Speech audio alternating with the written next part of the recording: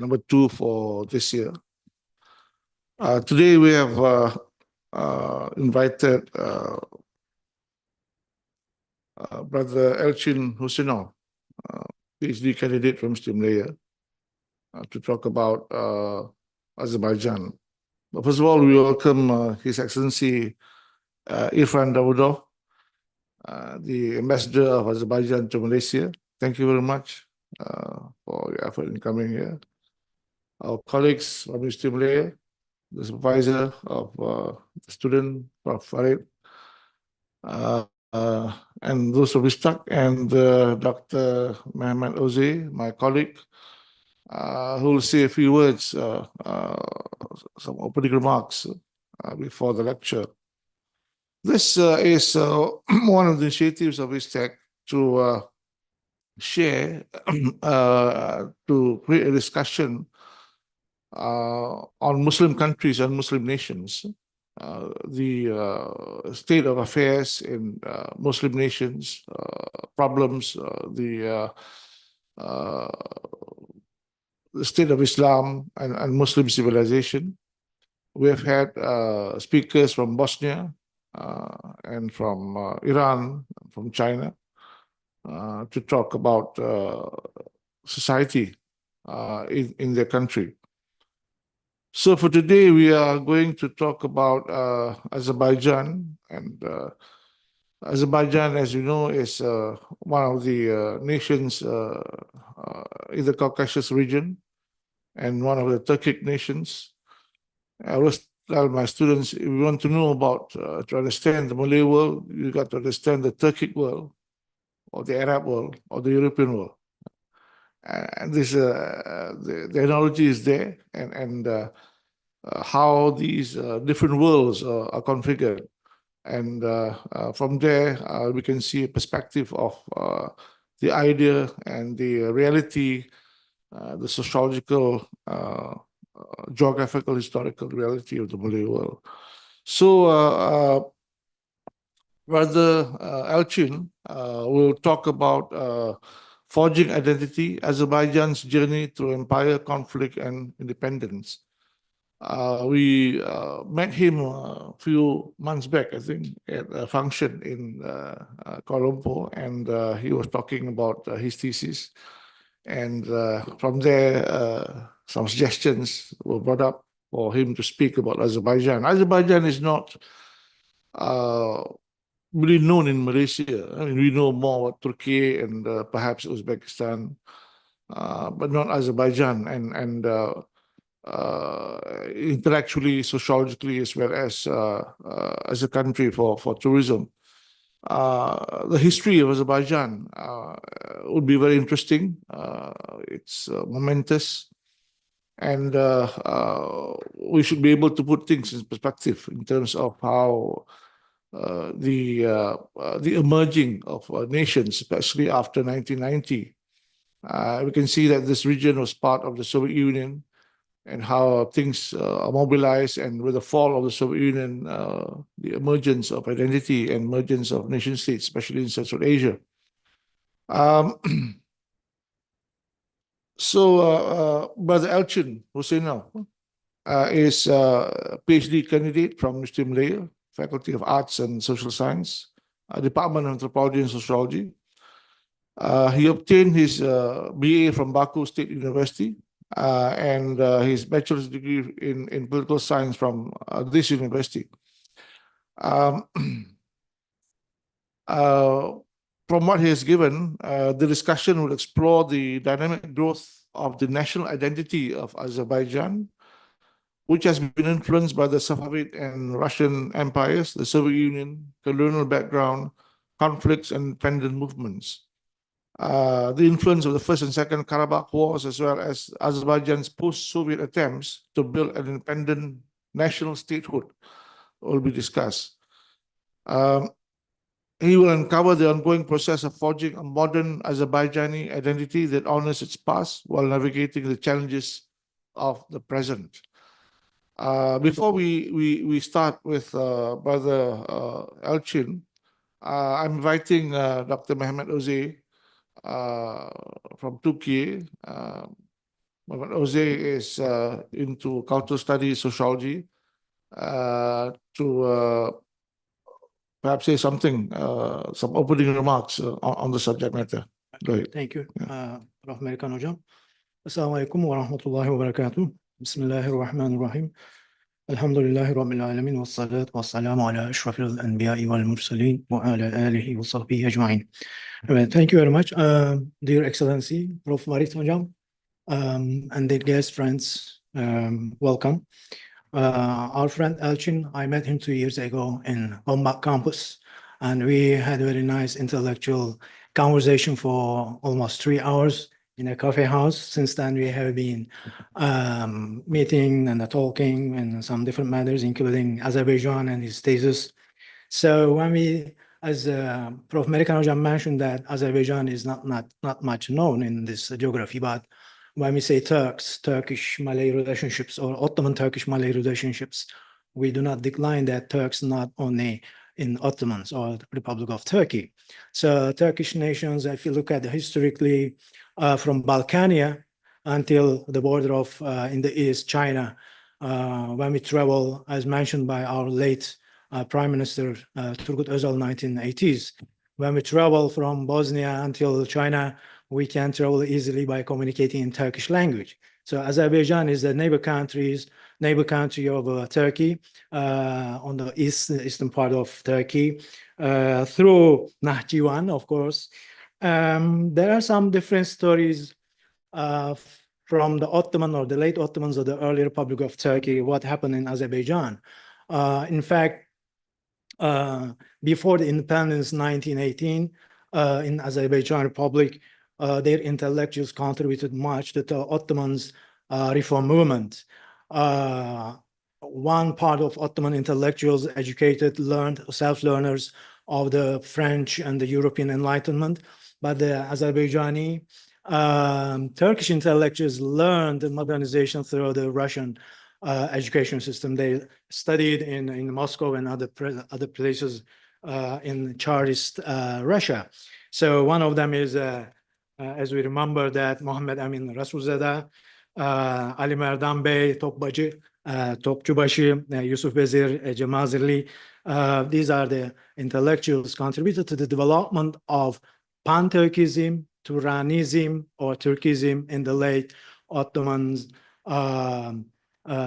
changing process in ideologically. One part is modernization, looking at the France or Europe, and some other parts looking at the other sources, but there's Eastern intellectuals coming from especially Crimea and Azerbaijan, they contributed much about Turkism. So this is very important for the late Ottoman Turkish and the early Republican era. So 1920, we will listen details from Brother Elchin. They lost this freedom, let's say, independency. And before coming over here, I checked very briefly Ottoman archival sources. They mentioned that British military forces entered Baku, but they guaranteed the independence of Azerbaijan. But what happened later on, the vice versa. So I guess there are some 4 or 5 stages, periodization of Azerbaijan, 1918, 1920, 1950, 1991 onwards till today. So these are very strange and interesting journey of modernization process of Azerbaijan, I guess. So I will not talk much, but these are the historical perspective. What's the importance of today, Azerbaijan? Azerbaijan is very in the middle of geopolitical strategic location between Russia, southern part of Iran, western part Turkey, and the other Turkic nations or Turkish nations in the east. So all these regional, smaller, bigger countries have been attempting to be European membership. But Azerbaijan still, I guess, keeping on an imbalance between Russia and European Union. So there is also another interesting development, cultural and religious So as I mentioned earlier, Azerbaijan is one significant part of Turkish world, and also a religious factor, very important understanding the developments in Azerbaijan. So this is my brief introduction. Thank you very much for this opportunity, Prof. Merikan Hocam. The floor is yours, Brother Elchin. Welcome. Assalamu alaikum wa rahmatullahi wa barakatuh. Assalamu alaikum and selamat datang. First of all, I would like to thank the Istac and the Prof. Ahmed Merikan to inviting me to this beautiful organization.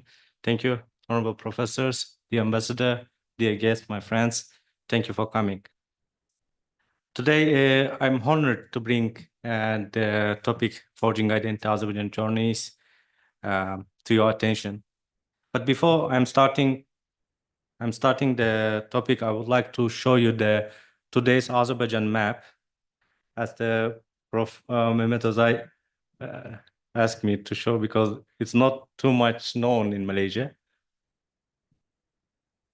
As you see, the northern part is a border with Russia, and the northern west is Georgia, and the west Armenia, south Iran, east Caspian Sea, and there's a very tiny the border with Turkey, approximately 11 kilometers through the Nakhchivan, exclave Nakhchivan. Azerbaijan position at the crossroad of Eastern Europe and Western Asia has historically made it a site of immense or geopolitical significance. For centuries, various empires vied for control over these territories. The region's natural resources, particularly oil, and its strategic importance as a gateway between continents attracted these empires. However, foreign domination, while often stifling the autonomy of Azerbaijan people, also laid the ground for the emergence of the distinct national consciousness. Going a bit deep to the history, I would like to start from the end of the Safavid Empire. After the Safavid Empire fall, there was emerged a small khanates, we call it Khanlık, khanates in all Azerbaijan territories. And then these khanates are small feudal states. And then the Russian Empire and the Qajar dynasty of Iran started to fight over these territories.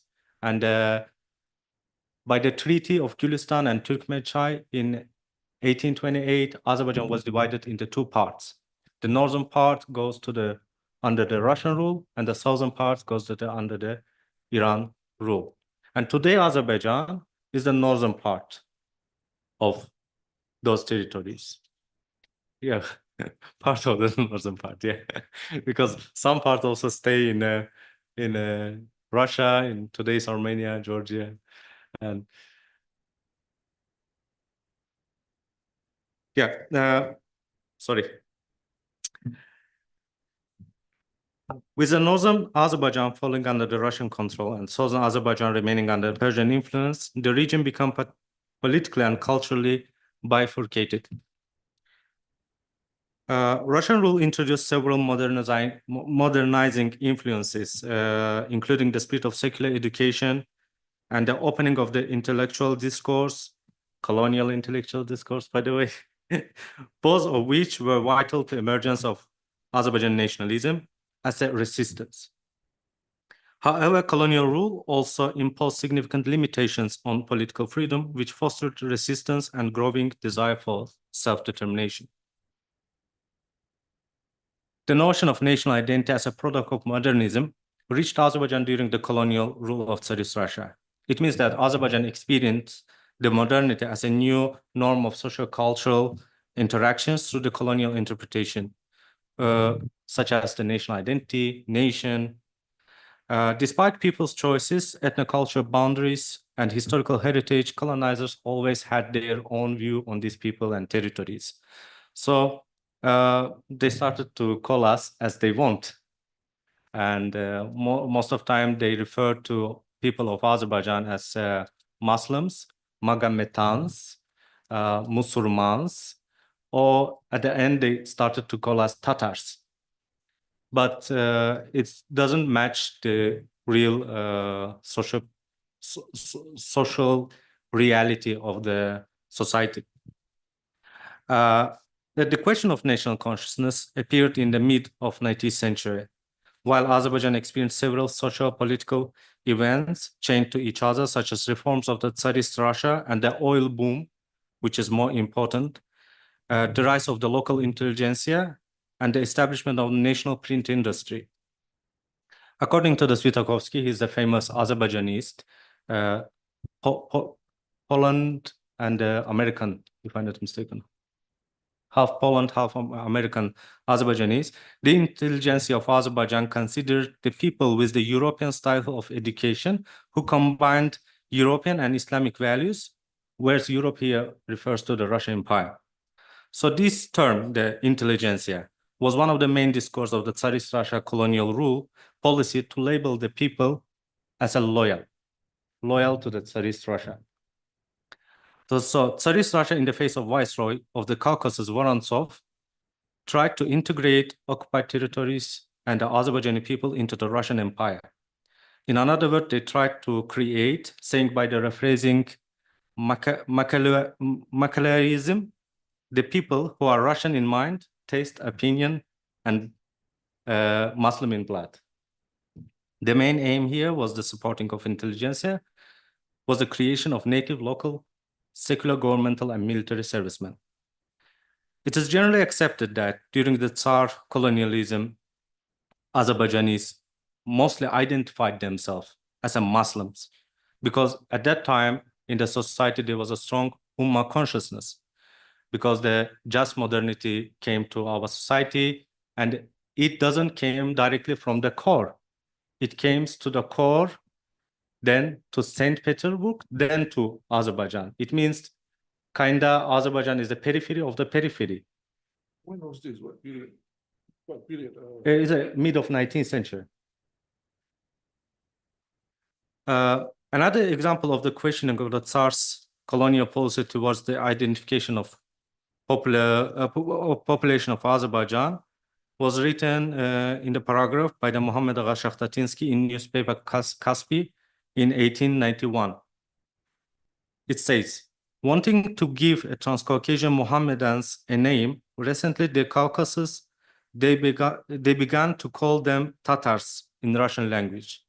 This innovation cannot be called successful because there's a big difference between Caucasian Turks and the Tatars of the internal gubernias in language, appearance, and morals. The language spoken by the Transcaucasian Mohammedans belongs to the Turkic group, which is divided into main dialects, Ottoman, Seljuk, and Azerbaijani. It would be convenient to call Transcaucasian Muslims Azerbaijani Turks and their language Turkic Azerbaijani. So at that time, when the colonial Russian, Tsarist Russia started to integrate the people of Azerbaijan in their system, the resistance process started, and the creation of identity started to comes to the existence. So the formation of Azerbaijan national identity could be divided in 3 stages. The intellectual interests, the national revival, romanticism, means they're putting everything regarding the national revival into a romantic way. And the third, the political implementation, the request for the independence. In the first stage, I would like to mention the Mirza Fatih Akhundzadeh, who is considered the father of Azerbaijan nationalism, who played the pivotal role in this phase. He was a philosopher, poet, playwright, but also he was a forward-thinking reformer who advocated for secularism and cultural modernization. His contribution laid the groundwork for the emergence of broader national consciousness. Akhundzadeh, Akhundzadeh, he is the Mirza Fatih Akhundzadeh. He served as a translator in the chancellery of the Viceroy of the Caucasus.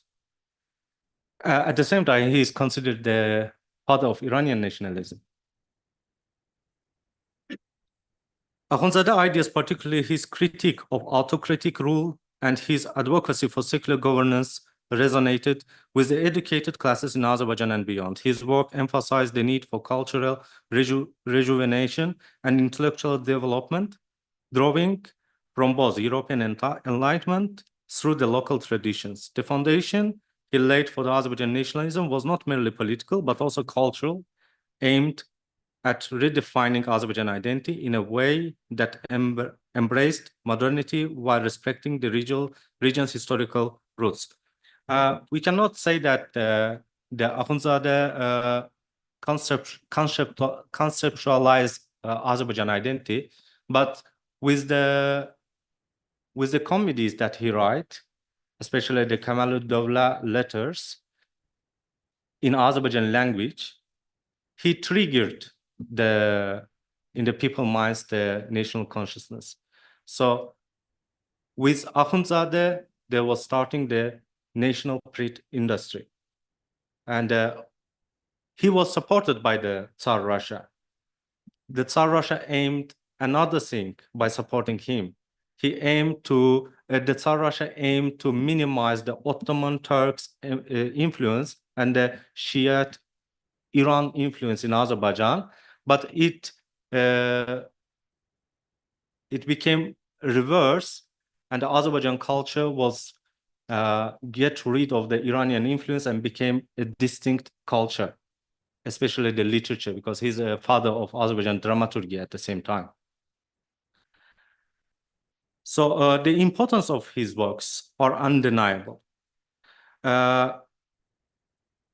Because by writing his works, he standardized the vernacular through the same time the staging of the writings. He wrote the comedies, and the comedies weren't only the stay on the papers, they were staging on the theatres. So the vernacular became the same standard in the whole Azerbaijan, and it starts like Benedict Anderson is claiming about the print capitalism. But in comparison, in Europe, where the process of vernacularization took about 150 years, because of the people illiteracy, the hegemony of Latin in print capitalism, etc. In Azerbaijan, it happens very easy. However, there is a second side of the medal. The essence of the colonial policy of the Tsar Russia was the rise of the local intelligentsia. As I said, that would decrease the Ottoman Turks and the Iran influence to Azerbaijan. After he was supported by the Viceroy Vorontsov, and after Vorontsov withdrew, the Russification and the Christianization of policy of the Russian Empire started in Azerbaijan. However, it did not reach its goal because the print capitalism already boomed, and several national newspapers comes to the existence, such as Kashgul, Akinci, Molla Nasreddin, the Irshad, Shargirus. They are all were the national Fuyuzat, Hayat. So the national consciousness question starting arise in these newspapers. In the Kashgul, in the 22nd issue of the Kashgul newspaper, there's a small exchange about the questioning about the national identity. So I would read this dialogue. The question is, what's your nationality? Millet. I am Muslim and also Turk. Are you Ottoman? No, I am Bijanlı. A play on words in which the corrupt form of Azerbaijan means soulless. Where is the land of the Bijanlys? As far as I can tell, on the other side of Araxes live the Azeris. On this side, the Bijanlys. Together, it makes Azerbaijani. But separately, we are Bijanlys. Your language is Turkic, so you are Turk.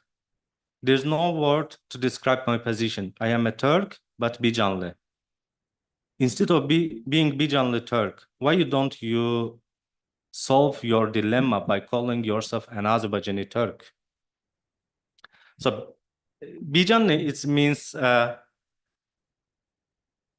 here it's an anonymous dialogue actually, but here the writer tried to explain that the division of Azerbaijan into two parts, that under the Araxes, the river Araxes goes to the Iran, there was living the Azeris, and the northern part, the Bijanlis, together they make Azerbaijanis. Without the southern part, we are half.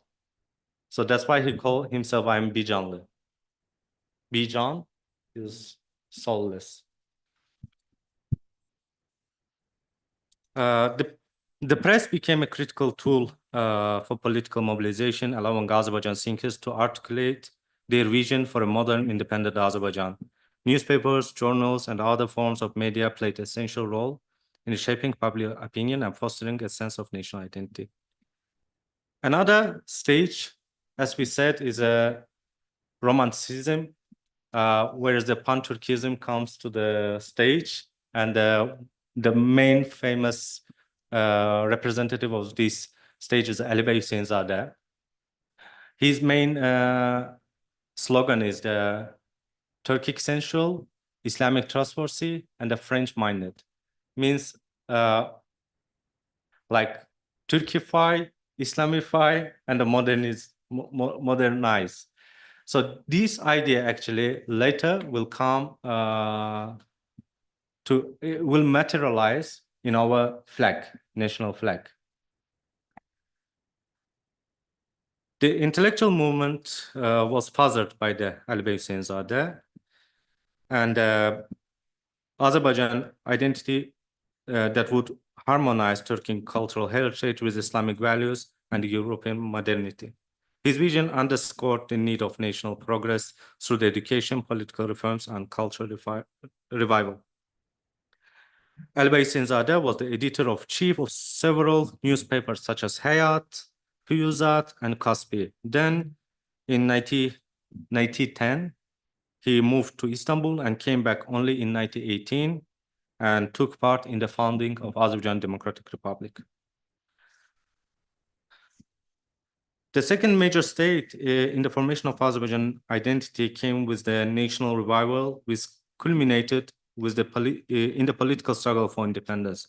This period, spanning the late 90s and the early 20th century, was marked by increasing political consciousness among Azerbaijani intellectuals and the broader population. It was a time of both optimism and turbulence as the forces of nationalism clashed with the constraints of imperial rule.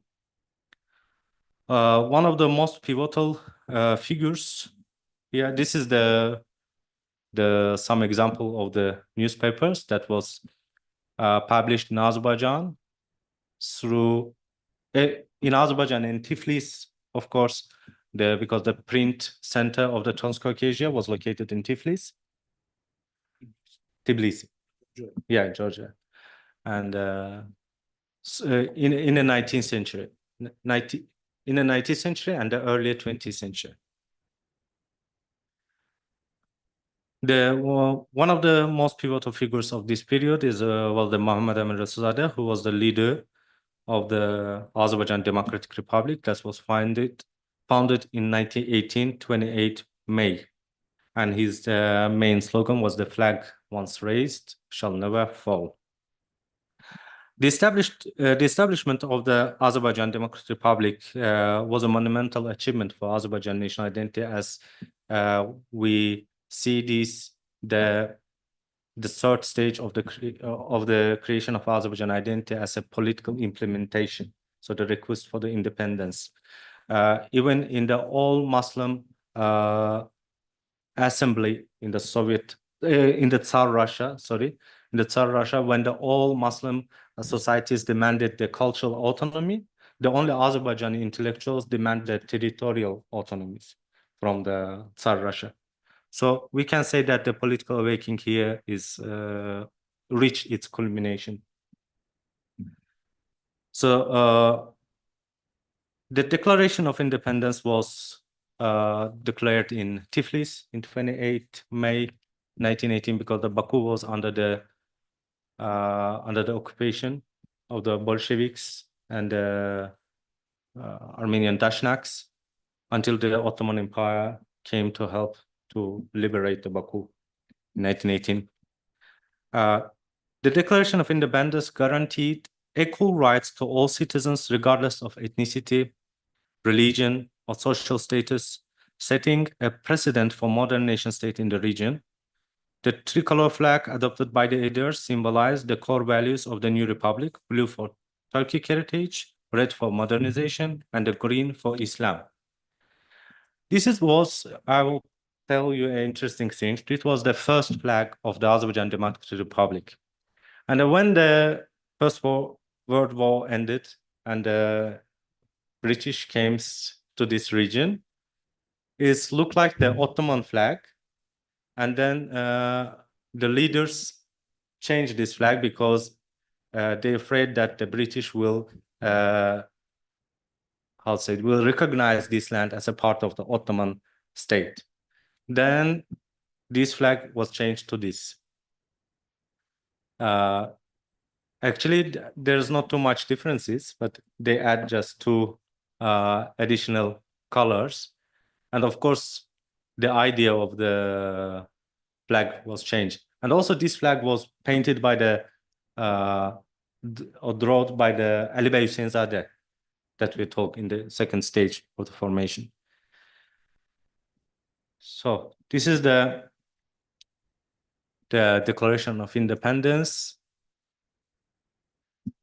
And this is I don't know, can you read or not? It's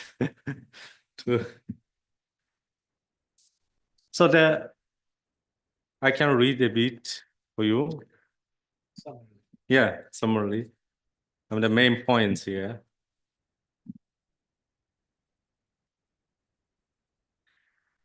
Yeah, from the points here in the Declaration of Independence says that from this day, people of Azerbaijan, as a people who have power, is announcing Azerbaijan as a rightful independent state, which consists of Southeast Transcaucasia. The form of government of independent Azerbaijan is the People's Republic. The Azerbaijan People's Republic intends to build friendly relations with all nations, especially with neighboring nations and states.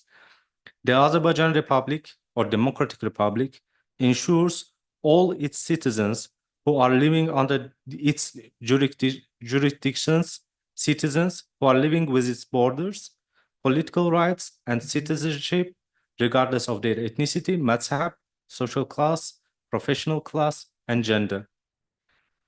The main issue here, the Azerbaijan Democratic Republic is the first in the East, the country who gave the woman the right to vote and to be elected, the right to be elected. As we know, in 1918, the First War ended and there was a peace conference in Paris, and all new emerged countries tried to submit an application to the League of Nations, and Azerbaijan also sent a delegation to the Paris Peace Conference on 28 December 1918. The head of the delegation was the chairman of the parliament, Ali Merdan Bey Topçubaşov, sorry. The Prof. Mehmet, as I mentioned here. The delegation met Woodrow Wilson, and Woodrow Wilson suggests them to apply for the conference. And then in 1920, Azerbaijan was de facto recognized as an independent state. But in April, we lost our independence by the occupation of the Tsarist, of the Soviet Union. Yeah, 11 Red Army invaded. Yeah, Soviet Russia, yeah. Right. This is the delegation of the Azerbaijan in Paris. This is the map that was submitted to the Paris Peace Conference, which is now is very different. You can see, because in Soviet period, most of our land were given to other Soviet republics, such as Armenia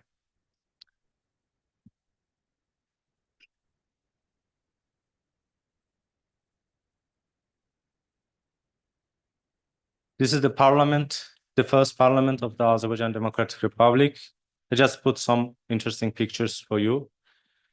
And 28 April 1920, the 11 Red Army invaded Baku and took over the democratic government, and they established the Soviet Socialist Republic of Azerbaijan.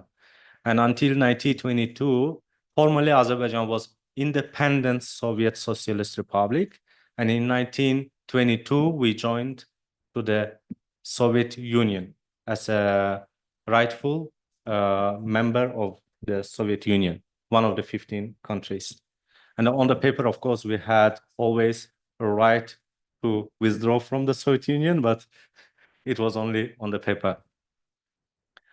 This is the Stalin in Baku prison during the Russian Empire. Why I put this picture here? Because the Stalin repressions, as we know, the Great Purge in 1930s, took a lot of lives in Azerbaijan, the 1,000 lives, especially among the intellectuals.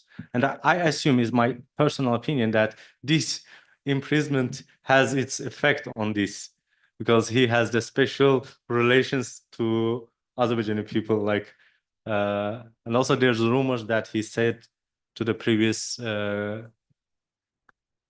leaders that I will destroy Azerbaijan and you will not recognize it, something like that. I don't know. I couldn't find it like written, but it's a rumor. So this is some famous Azerbaijani intellectuals, writers that were repressed during the 1930-1937. They were repressed because they were called themselves Turk, or they were advocate Turkism as an identity.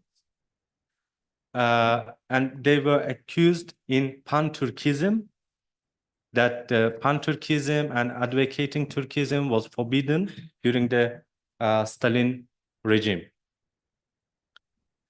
You can see the Ahmed Jawad, Hüseyin Javid, Mikhail Mishvik, Salman Mumtaz. Yeah. And after establishment of the Soviet regime in Azerbaijan, until 1937, in all documents, you can find the people were called Turks. But suddenly, in 1937, in the Stalinist constitution, we were referred as Azerbaijanis. As I was research on it, as my prof Farid knows about it. I cannot say that the term Azerbaijanis was created by the Stalin. It was created before. It was used before.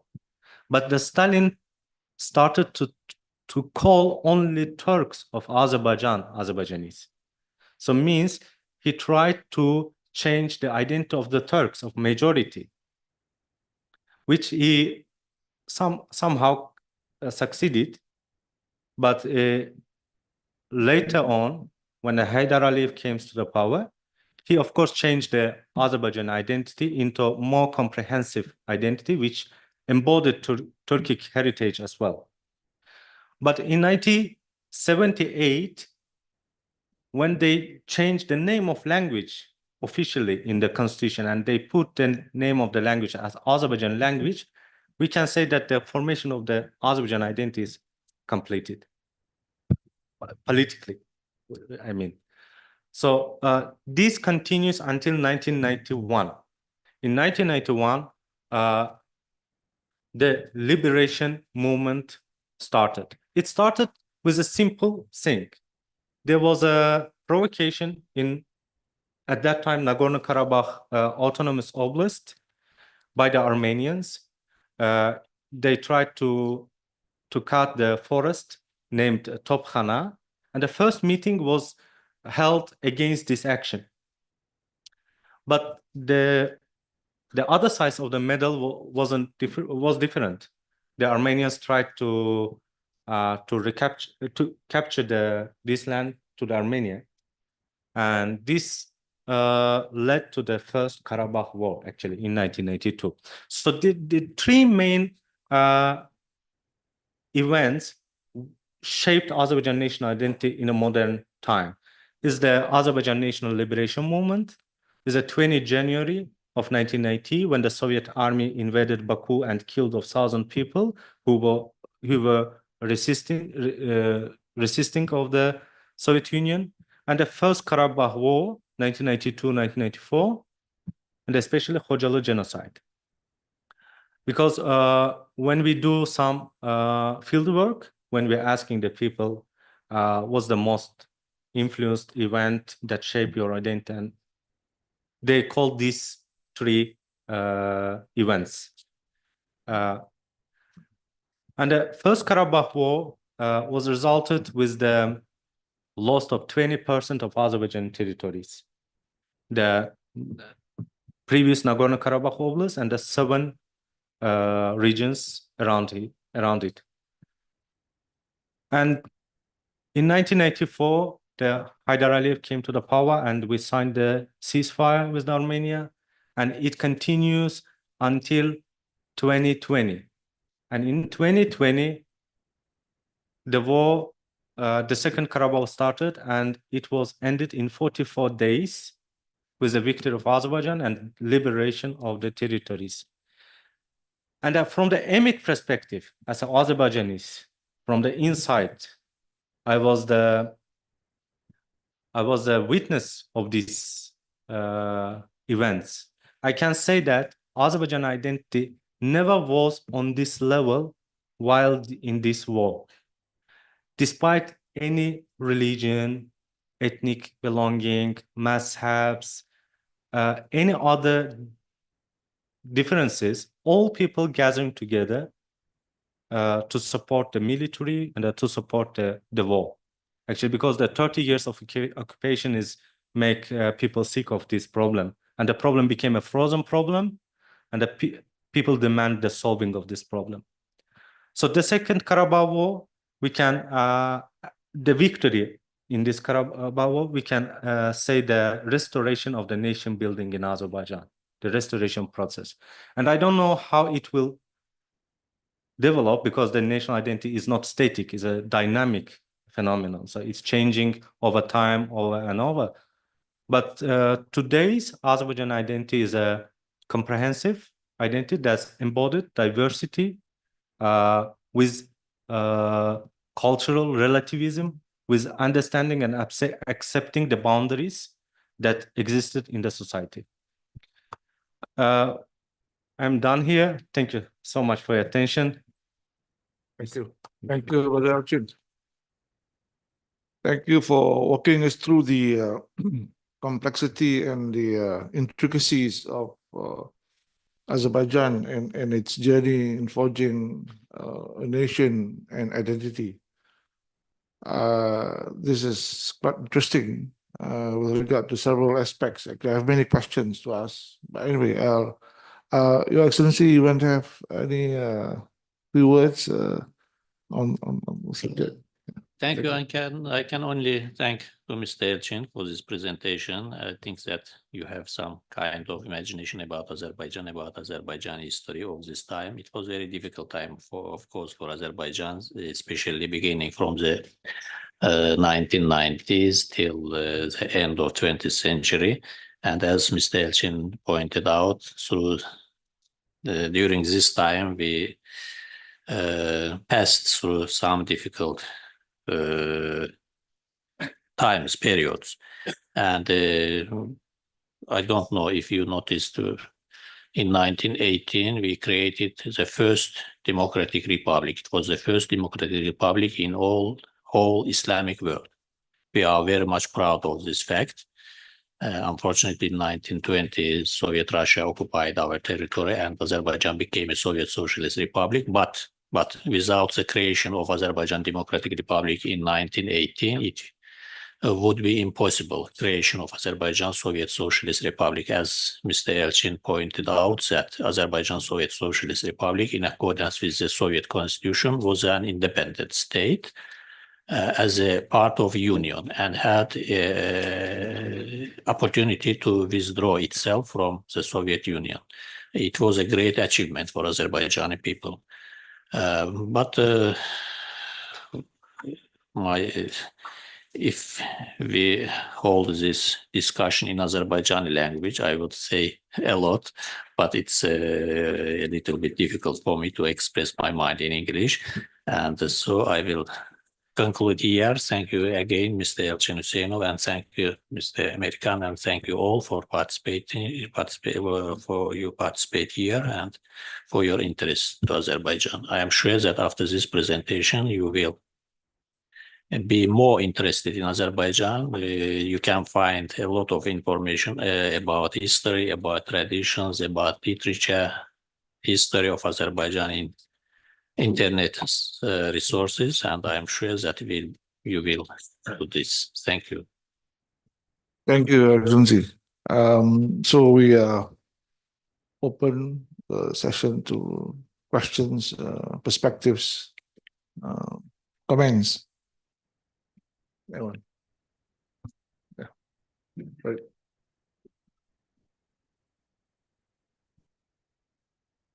Thank you, Elchin. Very interesting presentation.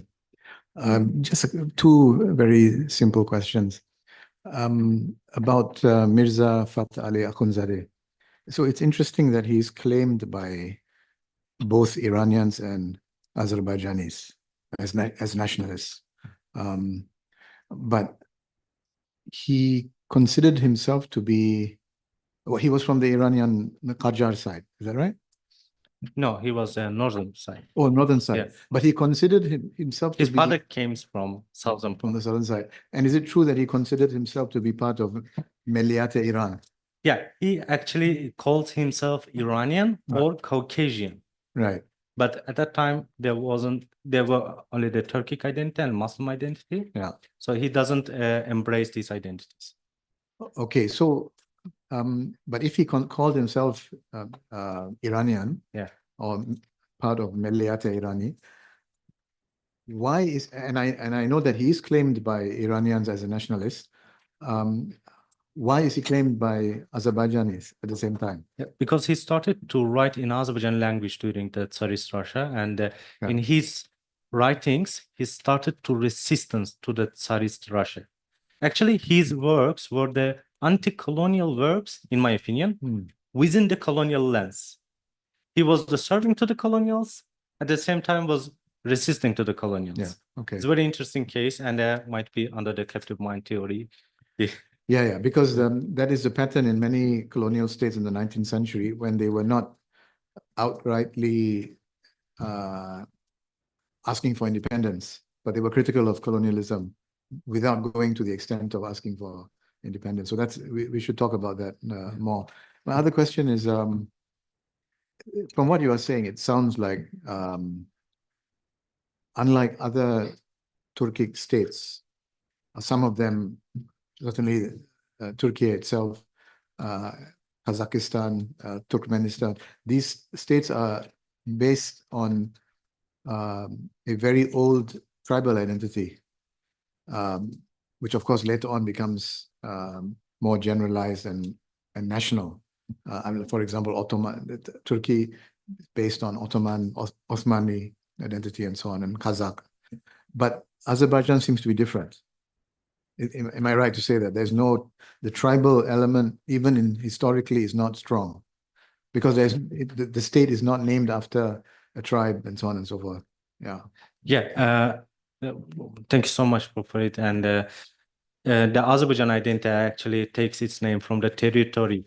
So the territory was called Azerbaijanis. I remember in master, I did research on it, and I first found the word Azerbaijani in the book Belarudi, the history of Fath, in 9th century. So the Arabs came and called the Azerbaijani, and there's etymologically the evaluation of the name is Adarbagan, Atrapakan, and at the end it comes to the Azerbaijan. Sometimes they translated it as a guardian of the fire. because in this region, you know, there was a Zoroastrianism, and they believe in fire, they worship the fire. And the identity name, why the identity name took the name of the territory, in my opinion, as the research is ongoing and I cannot conclude it, but in my opinion, it was artificially created in order to embrace all the people of the region, all the inhabitants, because this land has a very diverse population. This is not official, but I can say that in Azerbaijan right now, there's living 72 ethnic minorities, and with 300 local languages. And in order to make the subscription of these people to the identity, you have to create something unique and distinct.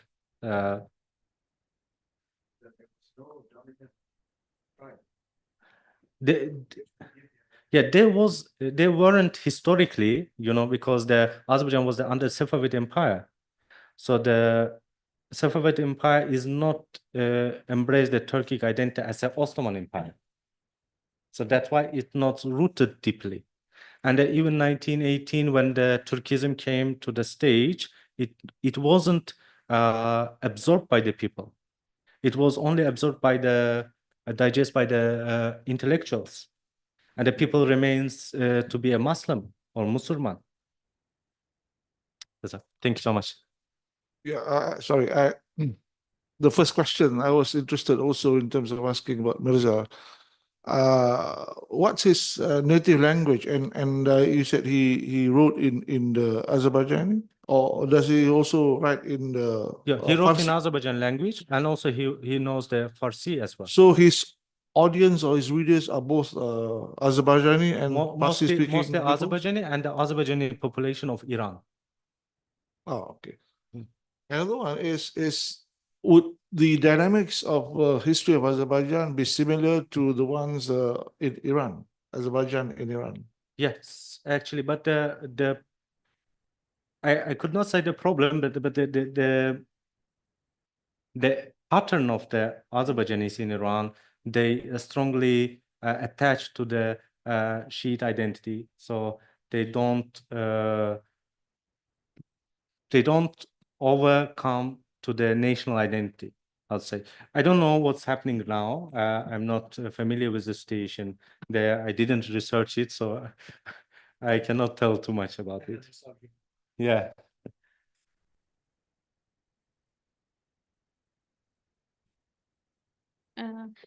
My question is, as we can see with the change of the world order, and as the energy industry is being challenged in the conflict between Iran and Israel. What industry?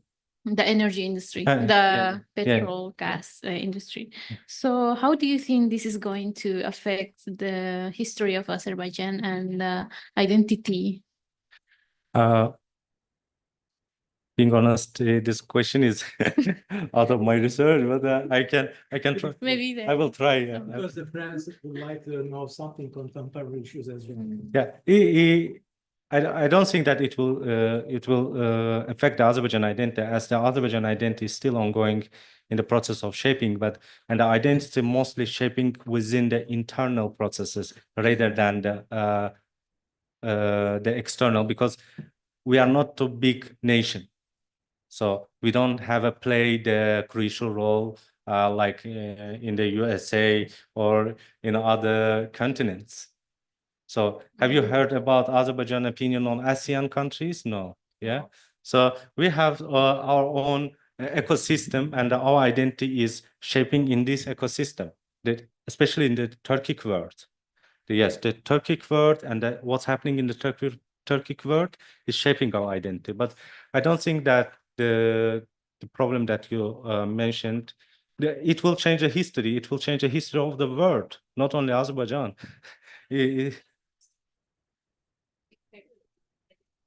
is a fact, but it's a fact like I cannot predict what will happen in the history, but I can say that we're still ongoing in the process of shaping after the Second Karabakh War and the victory.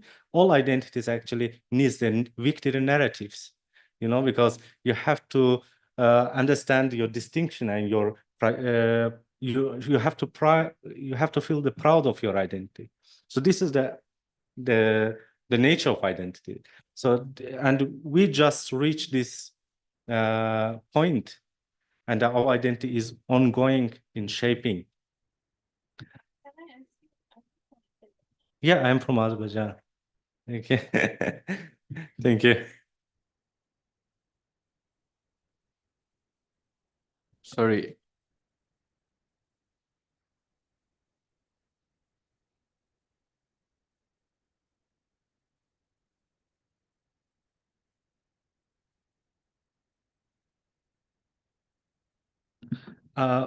Yeah, in terms of this issue, I would be more political correct.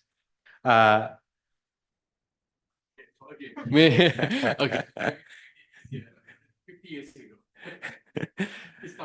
Yeah, the problem between Azerbaijan and Armenia actually affected the region and the region's interactions.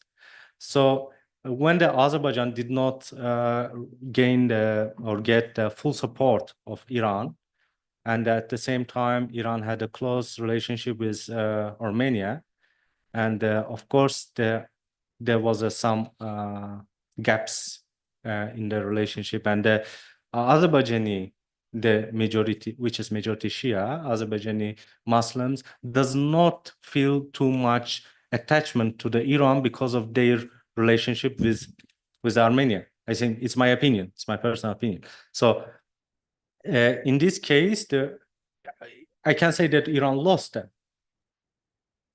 Yeah. So that was how they affect the identity. Yeah, because also the Iran always afraid of the raising the national consciousness of the northern part of Iran, as we call the southern Iran. So that's why they never was fully support. Even in the Second Karabakh War, we have seen that there's no full support by the Iran, and even there was some attempts of stopping, and there was a red lines for Iran, like such as I don't know. There's too many things you can read in the media. I'm talking based on media, by the way. I didn't research on it. So okay, thank you. Historically, the Iranians and the Armenians have ethnic affinity. You know? So they're from one linguistic family. You mean the Aramaic? The Armenians and the Iranians. So I think that's no, Armenia has a different language family. yeah, no, I know. Well, different language, but one dominant linguistic family. Yeah, there's a theory Which is that different from the the Aris, Kurds. yeah, they came from the Aris. There is a theories, but I cannot prove it. Okay.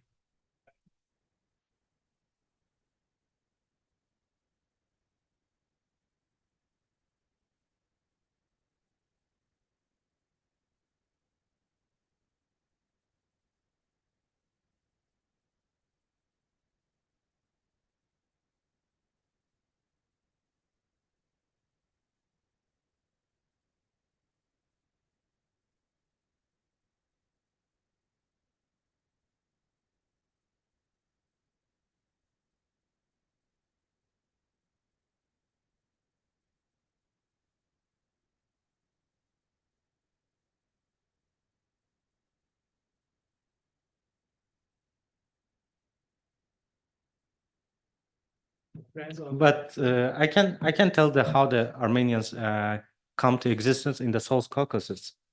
After 1828, with the Turkmenchai Treaty, there was in the agreement there was a point that thousands of families, Armenian families, will be bring to today's Azerbaijan territories. It was one of the main goals of the Tsarist Russia to create a Christian country between Azerbaijan and Turkey, to separate this the lands of the Islamic, like the way in a, if we, Between Anatolia and yeah, and the Central Asia, of course, because we are gateway to the Central Asia.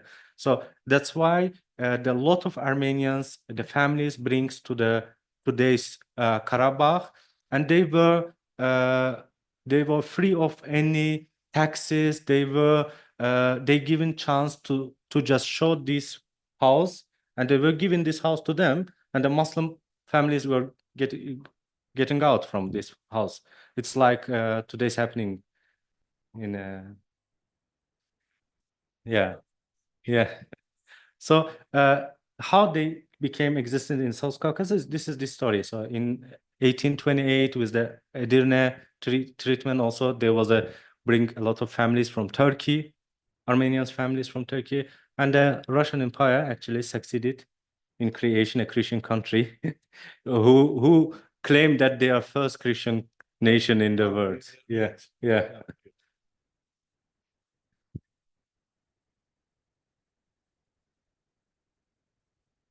Assalamualaikum warahmatullahi wabarakatuh. Quite interesting that you give out all this history. Actually, I've heard about Azerbaijan since I was a kid. I think because I was interested in geography, looking at encyclopedias, mainly at that time because the biggest lake, Caspian Sea, and then Baku is what country is this? Baku. Okay, my question regarding that is it Azerbaijan, does it involve, is there any major pipelines, for gas and oil? Yeah. Is there anything passing through Azerbaijan to anywhere which is vital for the balance of power between Russia and Europe? That's modern question. Now I want to get back to before, because you said that Azerbaijan was part of the Safavid Empire. And the current Azerbaijan that you see is actually northern Azerbaijan. The southern Azerbaijan, original Azerbaijan, how big is the region? How does it extend? An established part of Azerbaijan. Because when I insert in Tabriz, because the name Shams Tabriz associated with Rumi. So in that sense, I wonder, how is Sufism in Azerbaijan? Okay. Thank you. The first question, regarding the first question, yes, Azerbaijan is selling the oil and gas to the Europe through the Baku-Tbilisi-Ceyhan pipeline, through the Baku-Tbilisi-Erzurum gas pipeline, and there's plenty of major pipelines from Azerbaijan to until Italy, if I'm not mistaken. Yeah. So this is one of the alternative to the Russian energy supply to the Europe, and the Europe is considering this as an alternative to the Russian energy supply.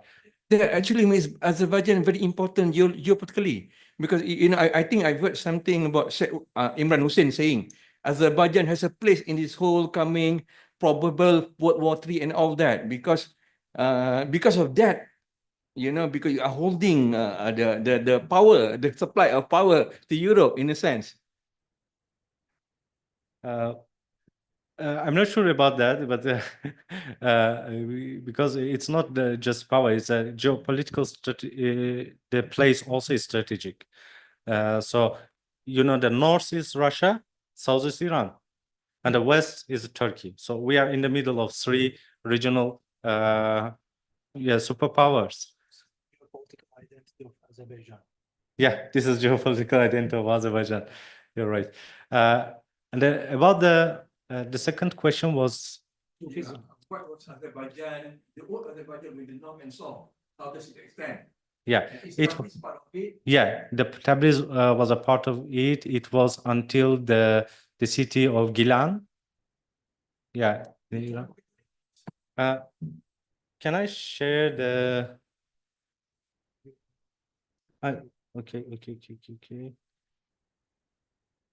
Is it the Sheikh Abdul Jalani place, Gilan? We're talking about that. I will share you now. This.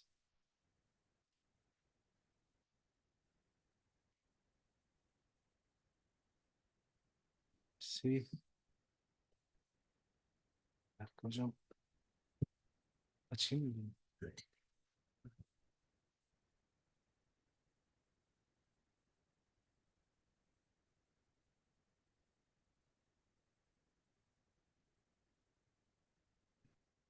Waiting. Okay. No. Okay.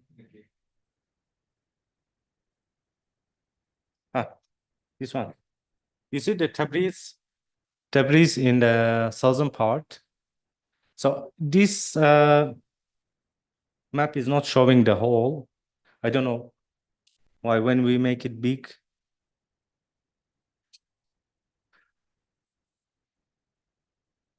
Tabriz, Khoy, Maku.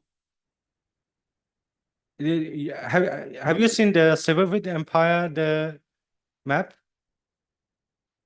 So just exclude the Parsi part from the Safavid Empire. The other side was Azerbaijan at that time. You cannot see here. Yeah, it's down. In the shore of Caspian Sea. No. This shore. Who? Might be because if he's Gilani, he's from Gilan. Yeah. So have you heard about the Sayyid Yahya Bakuvi? He's also the famous influenced the Sufi leader. He was living in the Shirvan Shahs. Yeah. Yeah, because it's like these are all from old Russia. Dagestan is very famous among Sufi circle. So there's a share of the Naqshbandiyah. And then the Chechens are very famous because they're Sufi. It's still until now. So is it the same situation as Azerbaijan since you have that history? That is my question, and then to that. Okay. So this is the. I will come. We cannot see here also the other part. So this is the today Azerbaijan, and you can compare just, Yeah.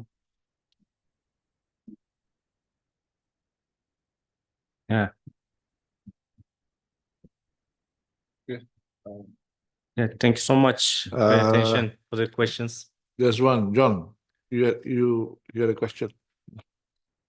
Yeah, I was wondering about, since you guys are selling oil and gas to Europe, I was wondering if Europe is imposing CBAM tax on any Azerbaijan companies.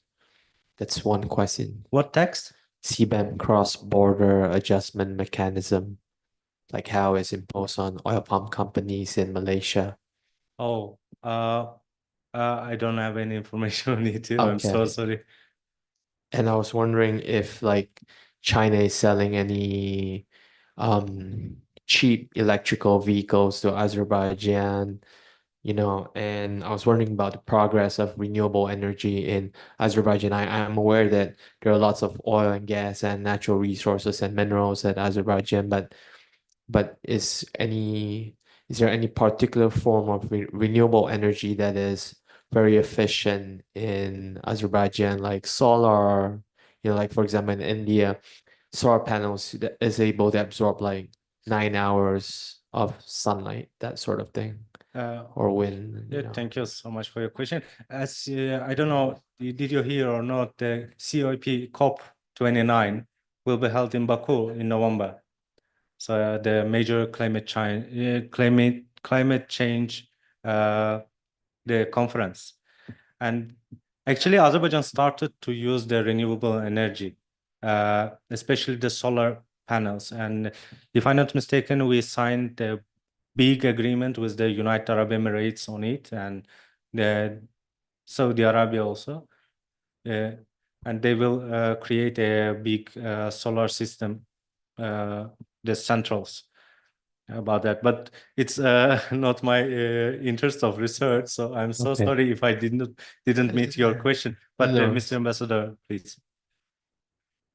By your permission, I would like to ask to answer to this question, because a renewable energy issue is in the core of state policy in Azerbaijan right now. Our president declared development of green energy potential of Azerbaijan as one of the priorities of Azerbaijani policy in the spheres of economy.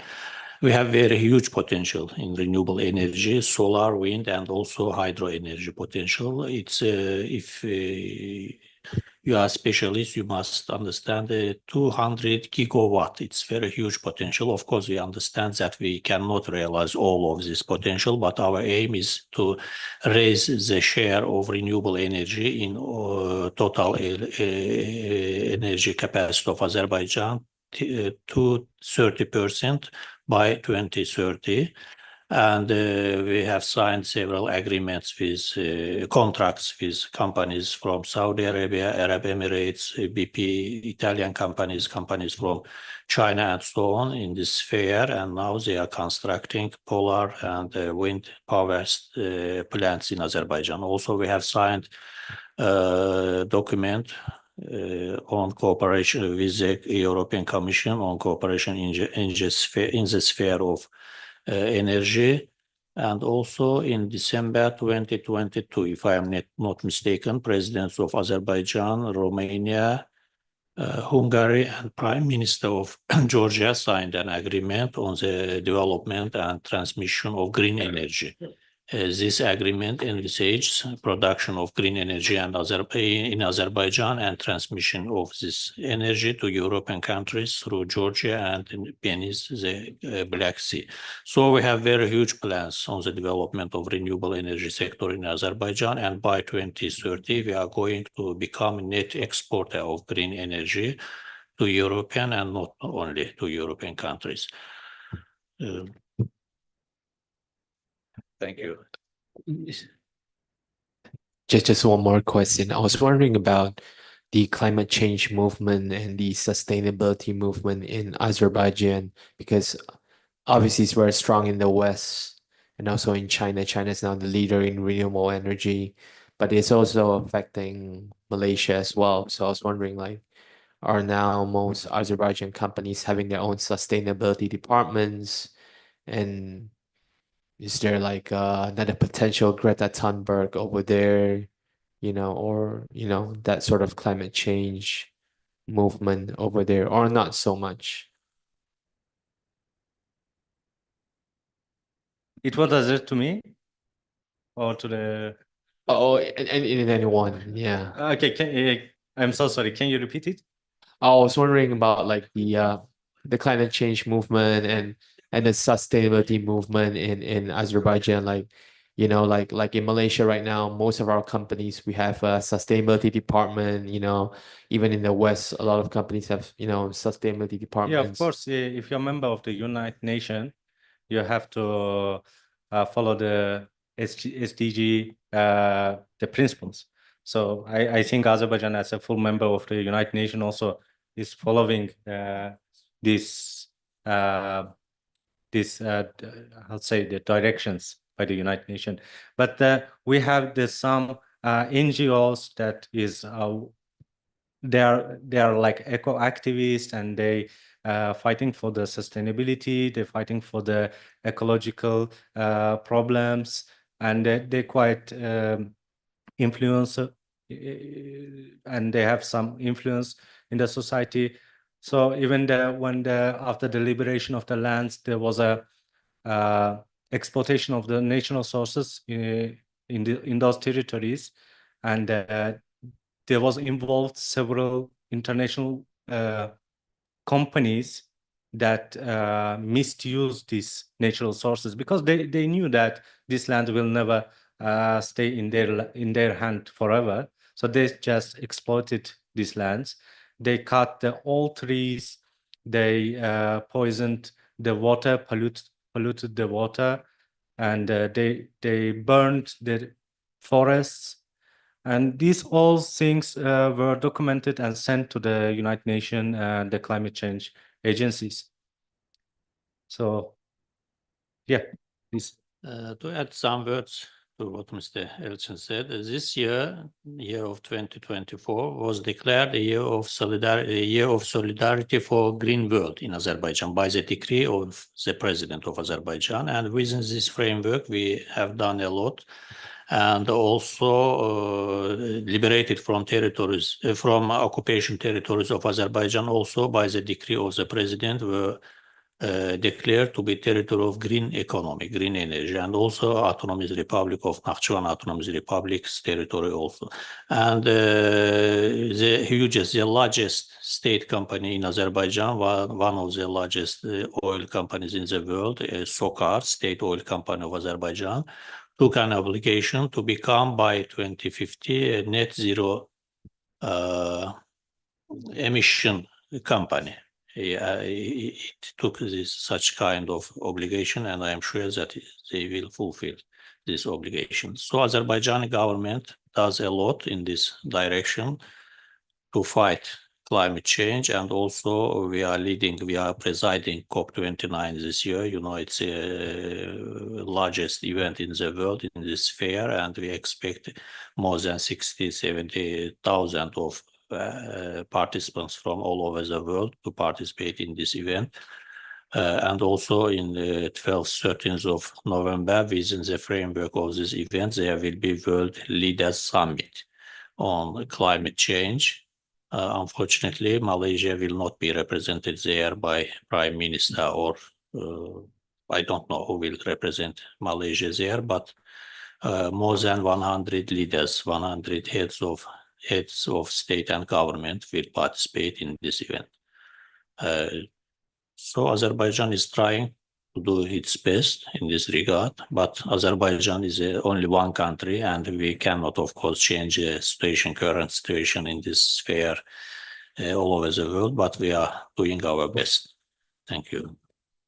And regarding how the ecology will change the identity, this is another topic for research, and will be good research, because as we know, if you're following the issues, the Caspian Sea actually is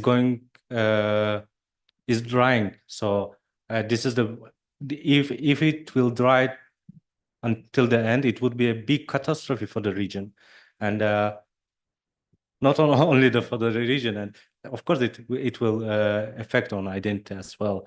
This is a different topic to research. And for the brother, I just want to show you the map again. See, Malaysia is quite far from Azerbaijan, China as well. So Azerbaijan is located on the shore of Caspian Sea, and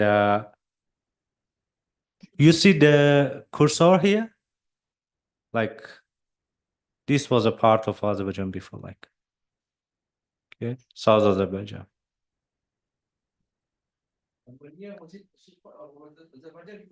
Before, yes. That formation in 1926. No, in that formation Till the end of 1920s. Yeah, they were like a small state, and they became when Russian Empire occupied these territories at the beginning of 19th century, in the territory of where today the Republic of Armenia is situated, the share, let's say, of Christian population was about 6-7% only. Yes, yeah. And they were not Armenians. They were Gregorians speaking Turkic language or Caucasian language, but Christians by faith. After that, after the occupation, in accordance with the agreement with the Ottoman Empire, and it's beginning of 19th century, 90th century. Yes, there are some few points I wish to inform or highlight or ask questions. Number one is that, starting from the last, Armenia as a name of a nation appeared in 1870s, just after the war of Russia and Ottomans. I think another earlier Paris conference, the Western allies emerged the old former Armenia. So they allocated. This is the starting point. The second one, I mean, this talk is important in terms of Prof. American Hocam's project, is that print media, journalism, intellectualism. So the Azerbaijan or Caucasian nationalism or Turkic nationalism started earlier than the Ottoman Turkish nationalism. Why? Because of the Russian factor, starting from this early 19th century, but gaining more powerful in the middle of 19th century. So these intellectuals raised in the schools of the Russian education system.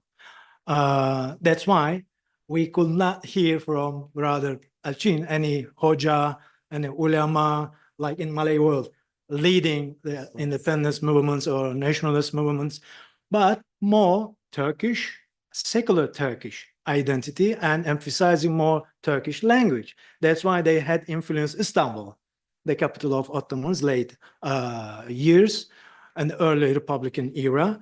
It was very powerful, very influential, and Enver Pasha, and the other Pashas had some strong interest in this newly emerging Turkic nation.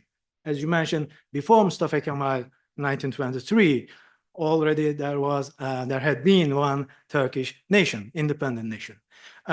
In this regard, I would like to repeat my early note. I checked the second time. I assume that it was 1920, the Ottoman source. Just a summary of the document. The Azerbaijan Republic, whose independence was recognized by the Allied powers, allowed British soldiers to enter Baku on the condition that its independence was not violated. But the year is not 1920, 1916, 6 September. This is very interesting data. Probably you may go into details what happened during that time, because 2 years before, 1918. So the Western powers recognized the independence of something over there. Missing point, probably. And another point is that Prof. Farid Hocam mentioned that Turks or Azerbaijanis or Bajanis or Azeris in Iran, these are not, of course, following the steps of the Ottomans or the Seljuks, not the family names. Why? Because of some historical relationship. If you go back very early centuries, let's say 15th century, Akkoyunlu, Karakoyunlu, Uzun Hasan, the famous two states, Turkish states, these are the names of the tribe, not the name of the individual, like Osman or Seljuk in 11th century and 14th century. But the Turkish presence in Persian land, it was very old, starting from the 7th, 8th centuries, the migration processes. But these are, I guess, embedded to the Persian culture. That's why the language, that's why the contemporary, the independence movement leader, the intellectual, both recognized by the Persians and the Azerbaijanis. Why? Because those long historical connections between the Turkish groups in Persian land. Even in contemporary condition, 1979 revolution in Iran, supported mostly by the middle class of Azerbaijani-oriented population in Iran, rather than the other path. This is sociological explanation, probably the revolution in the recent past. So print media very important, starting from 1850s onwards. They studied in the Russian schools, either open in Baku and in Azeri geography, or they were invited, let's say in Petersburg, right? The important city over there.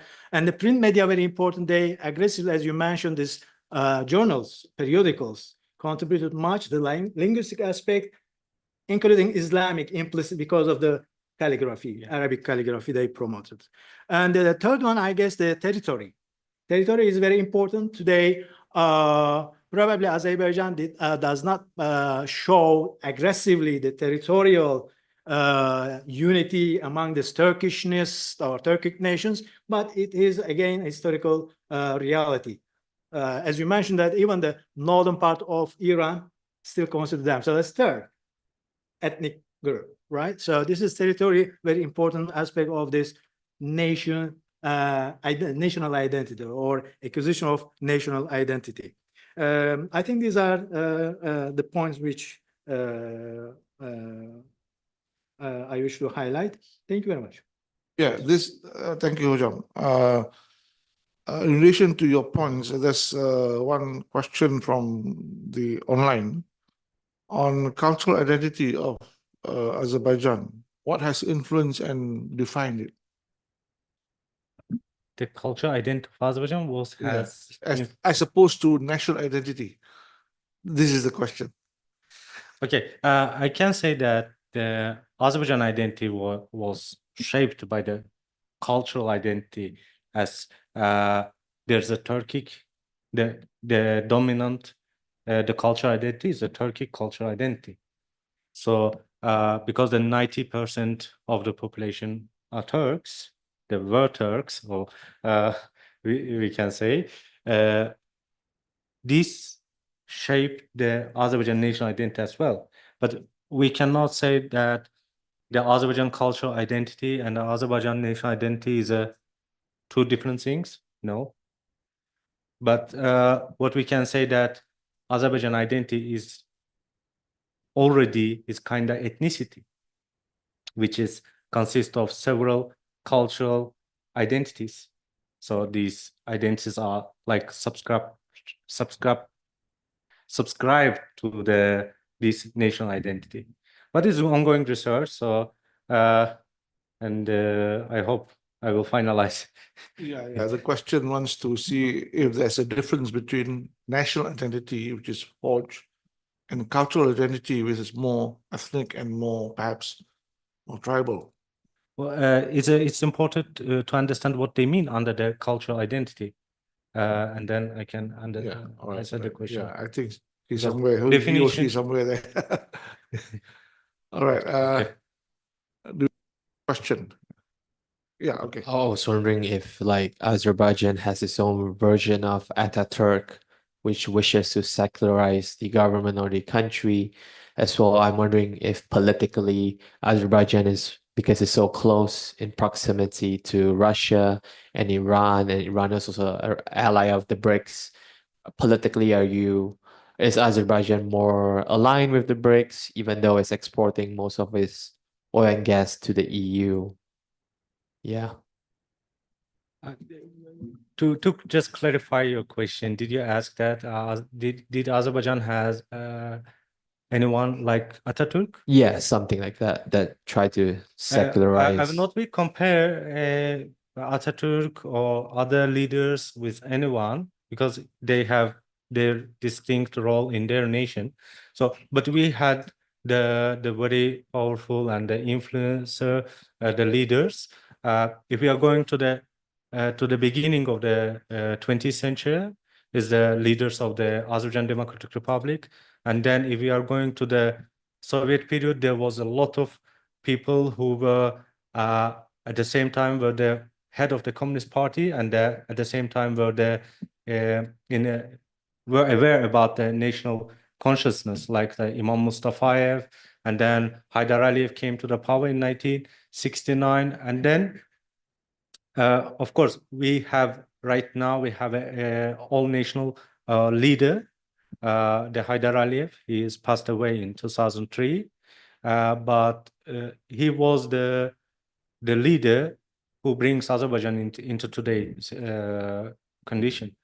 But I will not be say that he was secularizing the government because we were part of Soviet Russia, Soviet Union. Sorry, the Soviet Union was a secular and atheistic state. So this weren't done by the peoples. These were done by the system. So it's the same with all socialistic countries in the world. If you will see Vietnam, for example, or other China or other countries like socialistic countries, I mean, in the mid of the 20th century, there was the same pattern. There was the same thing. Might be now it's changed. They more like Gorbachev did perestroika, and more countries did like perestroika things, and they became more open, more liberal, but the system is the system. Would you say that is there like a very strong tension between secularism and or let's say the dominant religion, which is Islam in Azerbaijan, the attempts to maybe turn it into an Islamic state or not so? Now, there is the Azerbaijan state is a secular state, whereas the religion is the separated from the state. And also, if you see the social composition of the population, so in Azerbaijan, the religion is different than in other Muslim countries. So we are living religion in our houses rather than outside. So this is the sociological distinct, and this is also effect of the Soviet Union. I am not telling you that it was the same in the beginning of the 20th century. No, in the beginning of the 20th century there was a strong Islamic, I'll say, the traces, but now it's different. And this has a colonial background, and you have to consider several things to understand this. Okay, thank you. All right, thank you. One last question from me. You mentioned in the mid-1800s, Tbilisi was the center, intellectual center, and center for activism. I was wondering if or to what extent is the influence of print culture in developing this nationalism, and when would the printing press arrive in Tbilisi? Would Tbilisi be? I mean, was there no Georgia at that time? I know the population was different. Yeah. Of course, the South Caucasus was divided into gubernias because the Russian Empire integrated this territory in their administrative territorial division. So there was a Tiflis gubernia, there was a Baku gubernia, and the Tiflis gubernia, why was because the viceroy was located in Tiflis, viceroy office of the South Caucasus. Yeah, it was before dividing.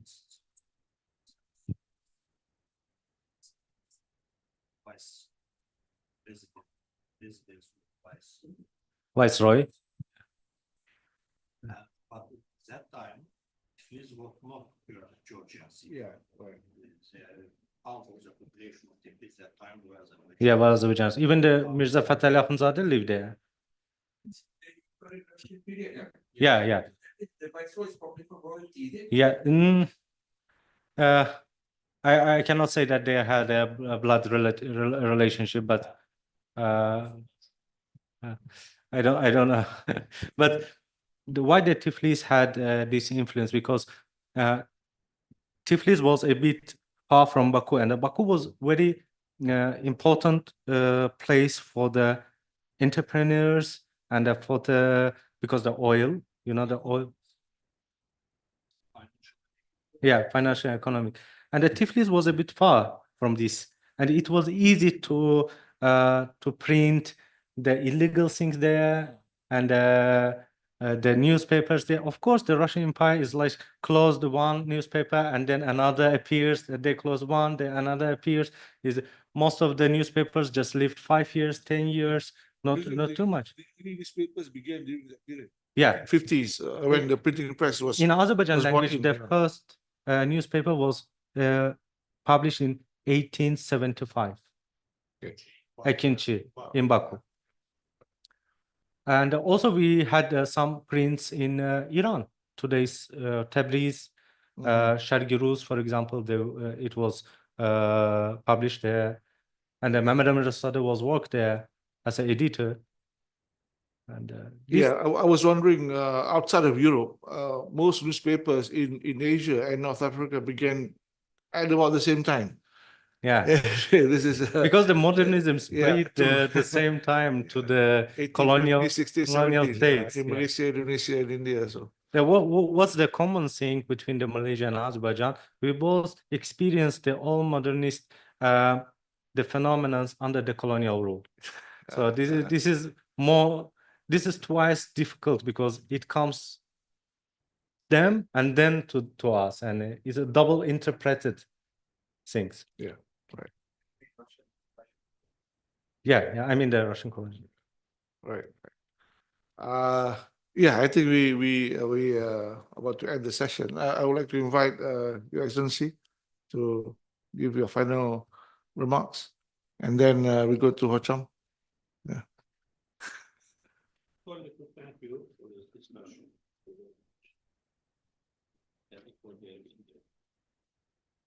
Thank you. Thank you for your presence. Yeah. Yeah, maybe we can add that Azerbaijan is one of the Muslim nations, member of OIC, Organization of Islamic Conference or Cooperation, and